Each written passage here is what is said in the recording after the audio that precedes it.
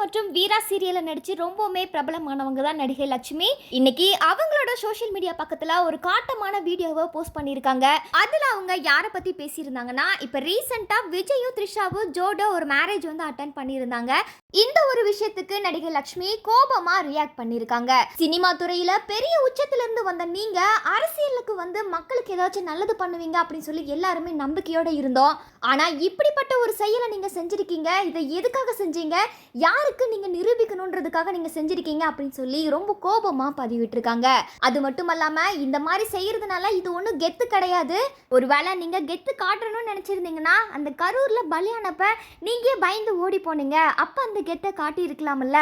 அதை ஃபேஸ் பண்றதுக்கு உங்களுக்கு தைரியம் இல்லை, ஆனா இதை வந்து ஃபேஸ் பண்றீங்க அப்படின்னு சொல்லி நடிகை லட்சுமி பல கேள்விகளை முன் வச்சிருக்காங்க. இதற்கு முன்னதான் நடிகை லட்சுமி அவர்கள் பாத்தீங்கன்னா விஜய்க்கு ஆதரவா ஒரு சில வீடியோக்கள் வந்து பதிவு பண்ணியிருந்தாங்க. அந்த வீடியோல விஜய் பத்தி நிறைய பாசிட்டிவான கருத்துக்களையுமே பேசி வந்தாங்க. இந்த நிலையில விஜய் செஞ்ச இந்த ஒரு காரியத்தினால இன்னைக்கு லட்சுமி அவர்கள் பாத்தீங்கன்னா ரொம்ப ஆவேசமான ஒரு வீடியோவை பதிவு பண்ணியிருக்காங்க. அதுலயும் முக்கியமா விஜய் சார், நீங்க இந்த மாதிரி பண்ணுவீங்க அப்படின்னு சொல்லிட்டு நாங்க எதிர்பார்க்கவே இல்லை.